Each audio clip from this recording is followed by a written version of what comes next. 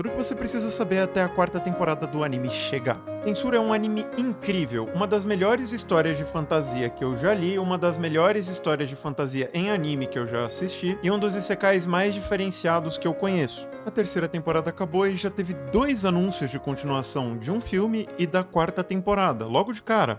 Então fez muito sucesso, apesar das reclamações. Então hoje, além de falar do que foi cortado do anime entre a primeira e a segunda temporada, coisas que são muito importantes para entender essa terceira temporada que passou agora, obviamente vou falar para vocês o que vocês podem esperar das continuações do anime de Tensura, e eu resolvi trazer um review geral com desabafo, não só para apresentar o anime para quem não conhece ainda, Afinal, eu tenho vários vídeos de Slime, tem muita gente aqui no canal que não assistiu Slime. como também para desabafar um pouco, porque, gente, eu tô muito frustrado, porque eu descobri, infelizmente, que não era só um ou outro cara que assistia Tensura sem prestar atenção, não entendia nada com nada e começava a chorar porque tinha muita reunião, porque tem muito diálogo, as pessoas estão começando a berrar, cadê minha lutinha? Cadê minha lutinha? Que não sei o que, e isso tá me incomodando muito. Eu vou explicar ao longo desse vídeo, porque não é tão simples, é diferente da maioria das adaptações de light novel em anime que a gente vê por aí. Ô Victor, mas não era uma adaptação de mangá? Eu até achei que era mal adaptado por causa disso. Outra coisa que eu vou explicar pra vocês durante o vídeo, mas não é uma adaptação direta do mangá. A história começa com um japonês comum de meia idade sofrendo um atentado por um cara maluco que passou dando uma facada aleatória na primeira pessoa que ele encontrou e acaba sendo reencarnado pelo representante de Deus do mundo medieval de fantasia como um slime. Num lugar bem propício, porque por coincidência você tinha um dragão que estava preso numa espécie de barreira e estava vazando magículas no ar. Se você não viu meu vídeo de magia ainda, faz muito sentido você ver para entender o que é magículas e o porquê que ele nasceu naquela caverna. A partir daí, como ele estava sem nada para fazer, ele focou em aprender melhor sobre como é que o corpo novo dele funcionava, sobre as habilidades apelonas dele, especialmente o Grande Sábio, que é uma habilidade apelona que conversa com ele, até que eventualmente ele conheceu o dragão que estava selado naquela caverna, ficou amigo do bichão, engoliu o bichão e o bichão sumiu do mapa. Nisso, ele já tinha sido nomeado pelo dragão, evoluiu de uma forma que muitos não perceberam, que foi sutil, virou um slime muito mais forte do que o comum, matou um monte de bicho ao longo da dungeon por causa da habilidade apelona dele. Ele acabou absorvendo as técnicas dos bichos que ele comia, então ele saiu daquela caverna já muito forte e seguiu até encontrar uns goblins. Depois de encontrar os goblins, ele descobriu que os goblins estavam brigando com uma raça de lobo. Ele acabou com a briga e acabou virando o líder, tanto dos lobos quanto dos goblins. Aí depois disso ele conheceu uns anões, resolveu uns problemas, conheceu umas elfas muito bonitas num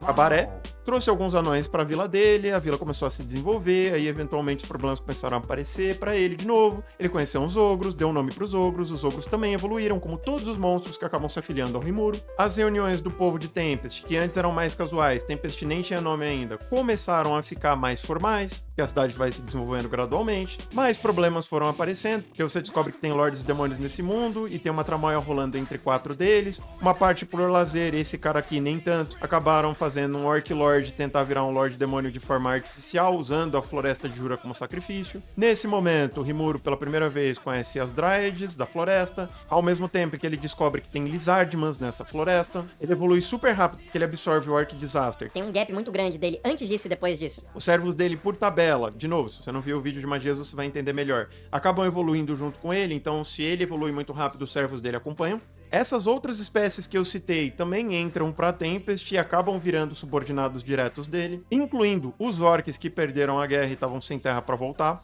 E a história vai seguindo a partir daí, com o Rimuru construindo um lugar cada vez melhor pra ele viver, porque é tudo que ele quer, ele só quer um lugar tranquilo pra ele viver com a galera que ele gosta, ao mesmo tempo em que ele tenta destruir a barreira, o preconceito que existe entre humanos e monstros, porque ele precisa disso pra conseguir viver em paz, e no meio do caminho, várias pessoas mal intencionadas, com interesses políticos muito ruins, acabam se envolvendo com ele de maneira negativa, porque o Rimuru tá incomodando. Tempest tá criando cada vez mais influência, o sumiço do Veldora, que aconteceu logo no comecinho e muitos ignoraram desde o começo, criou um desequilíbrio bizarro nesse mundo, porque você tinha um dragão que ninguém consegue matar e que é um desastre natural ambulante, preso no meio do monte de país que não consegue lidar com o bichão. É óbvio que quando esse bichão some, a floresta cheia de recursos naturais, com um monte de monstros, um lugar que não foi explorado pelos humanos, principalmente ainda, acaba virando muito atrativo.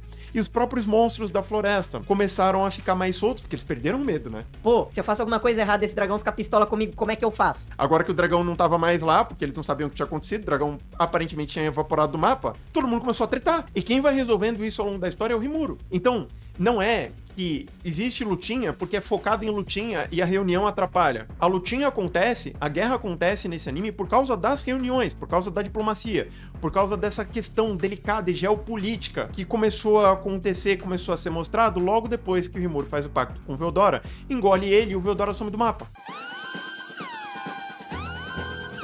Isso só foi mostrado na Light Novel até o momento. Que a estabilidade do mundo que o Veldenava, o pai da Milin, sempre sonhou, sempre foi um negócio artificial e muito frágil. Tanto que esse cara aqui, Inclusive, é mais forte do que o Rimuru nesse presente momento da história. de 500 em 500 anos, usa a habilidade dele, que inclusive é irmã do Rafael, pra invocar um exército de anjos e dizimar qualquer civilização avançada que tem ali. Porque na cabecinha dele, se uma nação virar uma mega potência, a instabilidade do mundo com certeza vai acontecer e o desejo do Veldenava não vai ser realizado, não vai ser mantido. Porque o desejo do Veldenava, que foi passado pra esse cara, na verdade, é o desejo do deus original desse mundo. Mas eu falo mais sobre isso no vídeo sobre o cristianismo de Slime. Mas enfim, logo depois do Caribe desaparecer, que foi a segunda tramóia do Clayman, Que é esse Lorde Demônio aqui, pra quem não conhece. a gente teve o primeiro grande arco extremamente importante pra história que foi cortado do anime. Por motivos justos. Mas tinha muita lore, ou seja, o Rimuru ele foi pro mundo humano com essa elfa e os subordinados dela, disfarçado de aventureiro, pra entender melhor como é que aquele mundo funcionava, quais eram as nações humanas, como é que a política daquele mundo tava operando dentro dessas nações humanas,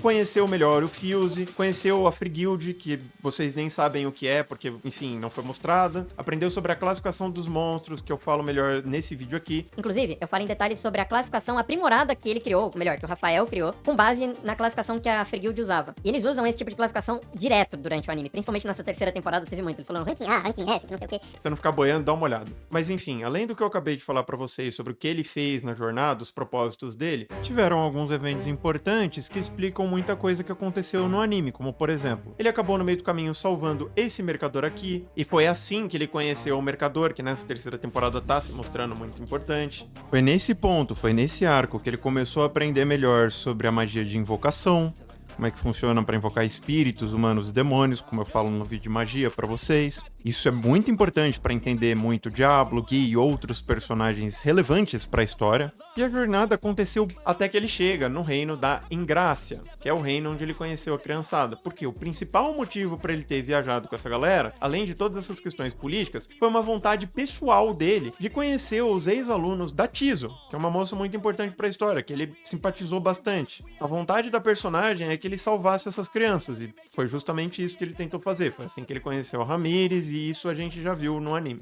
Teve algumas tramóias no meio do caminho, alguns detalhes aqui e ali, mas o essencial da viagem dele pro reino humano acabou sendo isso. E na segunda temporada, começa reunião atrás de reunião, porque a conjuntura política mudou bastante de lá pra cá, principalmente por conta da ausência do Veldora e das mudanças que o Rimuru tá fazendo dentro da floresta. Sem mencionar a tramóia do Clayman, bababá. E aí a gente começa a ver o reino de Falmouth fazendo uma tramóia com a Igreja Sagrada Ocidental, que pela primeira vez é apresentada pra gente direito no anime, pra invadir Tempest. Uma ameaça real tava acontecendo ali, militarização, exército, bababá, com base em quê? Em reunião. Eles estavam fazendo reunião pra decidir, porque é assim que os países decidem as coisas, gente. E é isso que eles mostram. Aí tem aquele caos, que foi o grande clímax da segunda temporada, muito bem feito, onde Tempest é atacada, a galera morre, o Rimuru fica pistola pela primeira vez, é muito brabo, ele massacra todo mundo que fez mal pra galera. Revive a galera de um jeito bem Jesus Cristo, no manto branco, aquela coisa toda é muito épica, é muito bom, é muito tudo. Só que a galera esqueceu, porque tem memória curta, que antes disso, várias coisas estavam acontecendo em paralelo. O Carrion tava visitando, estavam testando a força um do outro, estavam vendo se a diplomacia é funcional ou não, se o interesse dos países se alinhavam. Ao mesmo tempo, o Clayman tava de tramóia, a Milin tava de tramóia com o Clayman, né? Tem toda a encenação da Milin, que preocupa a galera toda, porque a Milin é muito forte, ela é um desastre ambulante igual o Veldora. E aí a história vai seguindo de um jeito muito gostoso de acompanhar, porque os personagens são muito carismáticos e tudo mais, mas é 100% voltado pra diálogo, gente. Pra papo sério. Quem vê só por causa da lutinha, tá assistindo errado. E não é que tá assistindo errado porque não pode assistir desse jeito. Até pode, mas aí fica chorando na internet. Vira Enzo Underline 15 e fica me chutando, porque, pô, você quer reclamar que a história é ruim porque a história não é feita pra você, porque você quer um bagulho muito específico.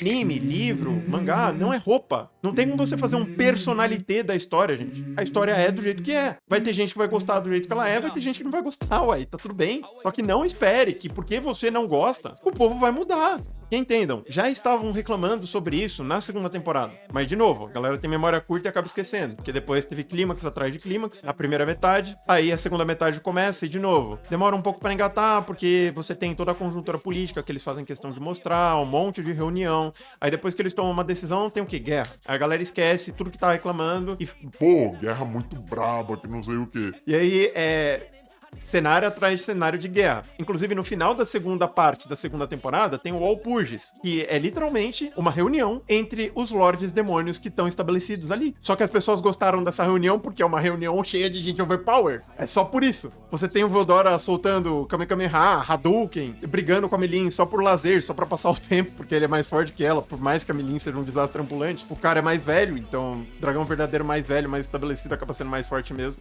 Além desses dois, a gente também acaba sendo apresentado pra muitos seres absurdos nessa segunda temporada. A gente conhece o Guy, a gente conhece melhor o Noir, que acaba virando o Diablo. A gente é apresentado a praticamente todos os Lords Demônios, alguns muito absurdos. Por exemplo, conhece a Luminous, que é muito mais presente nessa terceira temporada, graças a Deus, que é uma personagem muito carismática. Ela fala de um jeito sensacional pra mim. As mulheres que falam desse jeito em japonês são incríveis, na maioria. E ela é muito forte, ela tem uma história de fundo muito legal, que provavelmente vou mostrar mais pra frente. Ela tem a ver com o espírito da primeira temporada, que beijou o Rimuro, que também tem a ver com essa menininha aqui, que também tem a ver com essa moça da máscara. Putz, é complicado, mas isso aí eu não vou spoiler pra vocês, eu só tô dando uma palhinha, porque eu quero que vocês fiquem animadinhos com isso. Provavelmente vou mostrar agora na quarta temporada mais a fundo. Então, assim, no geral, dá pra dizer que apesar da galera reclamar das reuniões, essa galera que reclamou acabou gostando porque ignorou a parte que eles não queriam ver e focou só no que interessava.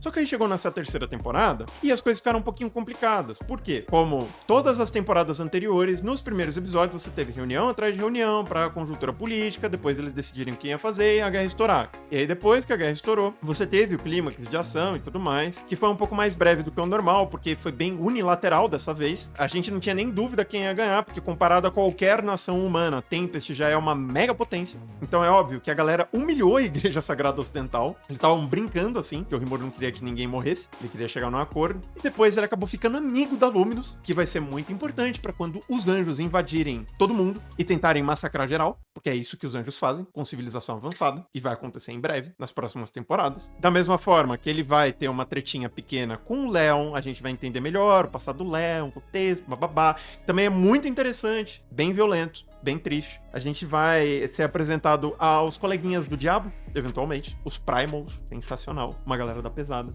Alguns vão virar servos do Rimuru. Outros já não vão ter como. Eles servem outras pessoas. Mas enfim, eu acho que todo mundo aqui já entendeu que sempre teve lutinha em slime, mas nunca foi o foco. Eu acho que todo mundo já entendeu a importância da reunião. Eu acho que vocês devem ter gostado bastante da palhinha que eu dei pra vocês sobre o que vai acontecer no futuro. Evitando ao máximo dar spoiler, porque o foco aqui no canal é não ficar spoilando os outros à torta direito. Eu sei que muita gente gostaria que eu fizesse vídeo de spoiler, mas eu não gosto, porque eu quero que vocês consumam. E se eu dou spoiler, eu diminuo os motivos pra vocês continuarem assistindo. Não é isso que eu quero. Até porque quanto menos gente assiste, menos continuação em anime vai ter. Então eu quero que tenha mais continuação em anime. Eu quero que eles adaptem tudo até o final, porque é muito bem feito. Eu gosto pra caramba. Não à toa. Slime é uma das séries de light novels mais legais que eu li. Tá nos meus favoritos com muito mérito. Cada vez mais alto, assim, no meu conceito. Quanto mais o tempo passa, melhor a história fica. Só que...